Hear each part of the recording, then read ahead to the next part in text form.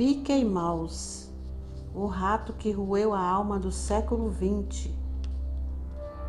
Antes do rato, o homem que sangrou sonhos. O Walt Elias Disney não nasceu um gênio, nem um monstro. Mas como muitos homens que mudam o curso da cultura humana, nasceu no meio da América conservadora, no seio de um lar marcado por frieza emocional, religiosidade rígida e o peso sufocante da expectativa masculina. Seu pai, Elias, era um homem duro, violento e avesso à imaginação. Já sua mãe, Flora, era gentil, mas submissa. Walt cresceu entre castigos, trabalho infantil e um fascínio doentio por fugir da realidade. A infância para ele foi mais uma cela do que um palco. A obsessão por desenhar começou cedo, como forma de escapar do mundo real. Quando descobriu que poderia ganhar dinheiro com isso, percebeu uma verdade que mudaria tudo o que viria depois. As pessoas pagam para acreditar na mentira certa. A fantasia não precisava apenas encantar, ela precisava anestesiar.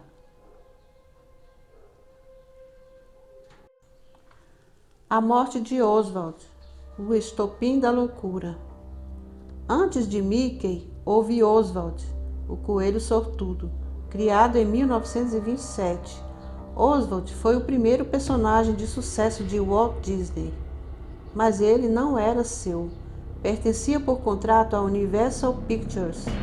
Quando Walt tentou renegociar seus direitos, a Universal o despediu e manteve o personagem. Foi uma traição empresarial, sim, mas também algo mais profundo. Para Walt, foi como ver seu filho roubado à força por um império maior. Esse momento marca uma ruptura interna. Muitos biógrafos ignoram ou suavizam a transição, mas fontes próximas relatam que Walt passou noites sem dormir com crise de ansiedade, lapsos de memória e surtos de raiva contra seus próprios funcionários. Ele se convenceu de que, se queria ter controle sobre o futuro, precisaria criar algo maior que qualquer contrato. Ele não criaria apenas um personagem, criaria um símbolo, uma entidade, um totem para o século. O nascimento do rato, a obsessão por controle. Em uma viagem de trem entre Nova York e Los Angeles, desolado pela perda de Oswald, Walt desenhou um novo personagem, um rato. Mas esse rato não era simpático, nem fofo, nem divertido. Os primeiros esboços de Mickey Mouse, então chamado Mortimer, o retratavam como um animal astuto de olhos vazios, dentes irregulares e um sorriso mais próximo do predador do que da criança. Foi sua esposa, Lillian, quem sugeriu mudar o nome para Mickey, mas a estética original, ainda que suavizada depois, permaneceu impregnada no DNA do personagem. Orelhas grandes e redondas, que nunca mudam de perspectiva, como olhos que tudo veem, luvas brancas que escondem as mãos sujas da criação e um riso agudo que não demonstra alegria, mas controle. Mickey Mouse foi projetado não apenas para entreter, mas para vigiar, para dominar, para seduzir e, ao mesmo tempo, impor uma ideologia de docilidade, consumo e obediência. Steamboat Willie. A lavagem cerebral começa. O primeiro curta de sucesso do Mickey, Steamboat Willie, 1928, é frequentemente citado como o nascimento da animação sonora. Mas o que se vê ali é mais do que técnica. Mickey surge como um agente do caos, tortura animais, zomba da autoridade e desafia limites. É um rato subversivo, não por rebeldia, mas por estratégia. Walt entendia o poder do som repetitivo, da música simplificada e dos movimentos hipnóticos. A estética do curta usa padrões visuais repetitivos, batidas rítmicas e sons agudos para condicionar o espectador. Crianças, principalmente, reagiam como se estivessem sendo adestradas. Críticos da época, poucos e silenciados, viam em Mickey algo perturbador, mas o público havia sido preparado. Em uma sociedade desgastada pela Grande Depressão, um rato dançante parecia inofensivo. Mais que isso, parecia uma promessa de escape. A Fábrica de Sorrisos, prisão criativa e escravidão artística. Com o sucesso do Mickey, o Walt fundou o que hoje é a The Walt Disney Company, mas os bastidores da Fábrica da Felicidade eram tudo menos felizes. Funcionários trabalhavam horas abusivas, tinham salários miseráveis e eram obrigados a seguir regras rígidas de conduta, inclusive fora da empresa.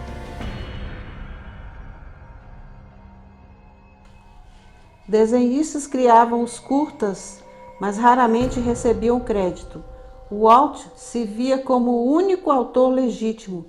Em reuniões, gritava com subordinados, rasgava storyboards na frente dos seus criadores e humilhava quem ousasse ter ideias próprias. Mickey se tornava a cada curta mais puro, mais correto e, paradoxalmente, mais vazio. Walt sufocava toda nuance. O rato precisava ser uma tela em branco para que a ideologia corporativa fosse projetada nele. A ideologia do consumo, da passividade e da alienação. O Mickey, que começou como símbolo de transgressão, se transformou em símbolo de conformidade. Mickey e a máquina da propaganda americana. Durante a Segunda Guerra Mundial, o governo dos Estados Unidos identificou no Mickey um instrumento de poder cultural.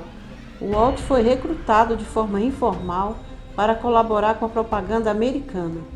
O Mickey passou a figurar em cartazes militares, vídeos de recrutamento e até animações antinazistas e anti-japonesas. Mas havia algo mais sinistro: o uso da imagem infantil para justificar atrocidades adultas. O mesmo personagem que fazia crianças sorrirem era usado para promover ódio, medo e guerra. Essa fusão entre o rato e a política não foi um desvio, foi um reflexo. O Mickey nunca foi apenas entretenimento, sempre foi uma ferramenta de controle, de doutrinação, de manipulação emocional. A imortalidade como maldição. O Mickey sem alma. Com o passar das décadas, Mickey deixou de ser um personagem ativo e virou um símbolo morto-vivo. Estagnado em uma personalidade sem conflitos, ele perdeu relevância como protagonista. Tornou-se um logotipo, uma assinatura, um fetiche corporativo. A Disney, já multinacional, o manteve vivo artificialmente, usando sua imagem para proteger direitos autorais, licenciar produtos e guardar o cofre de sua fortuna. O Mickey se transformou em uma entidade jurídica, o golem corporativo que jamais pode morrer. Porque sua morte significaria a abertura dos arquivos, a liberação das sombras e a revelação dos segredos.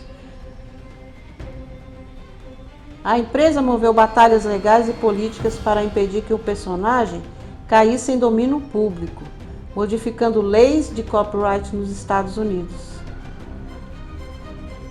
A imagem do rato foi elevada à categoria de Deus intocável, não por amor, mas por ganância. A face oculta do rato, a manipulação infantil e controle cultural.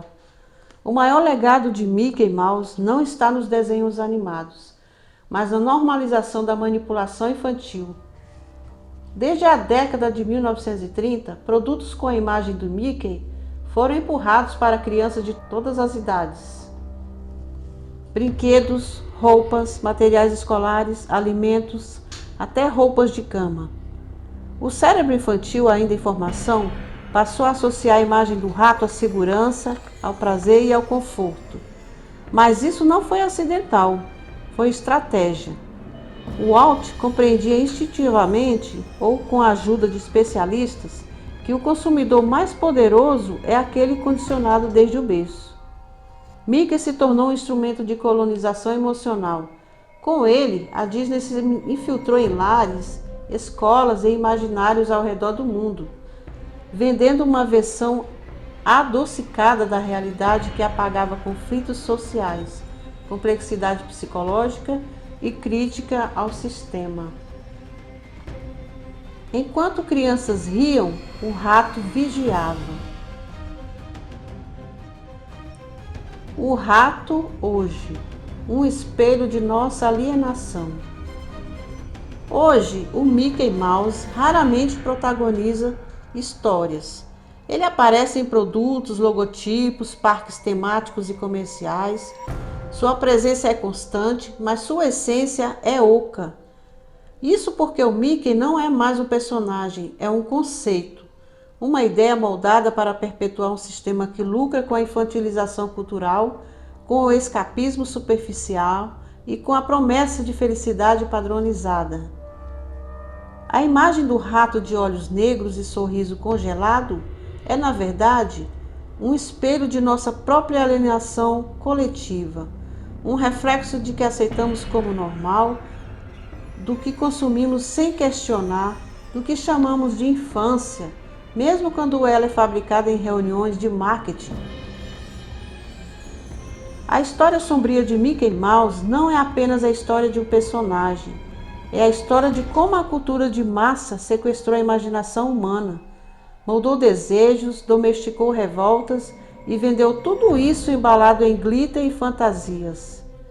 Mickey Mouse nasceu de uma dor profunda, cresceu sob o império de controle e sobrevive como um símbolo de um tempo que perdeu a capacidade de sonhar livremente.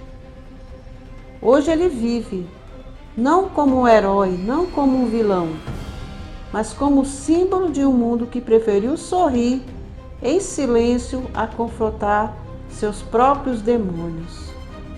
E o sorriso do rato continua sempre. Se você gostou desse vídeo, não se esqueça de se inscrever, curtir, comentar, compartilhar e obrigada!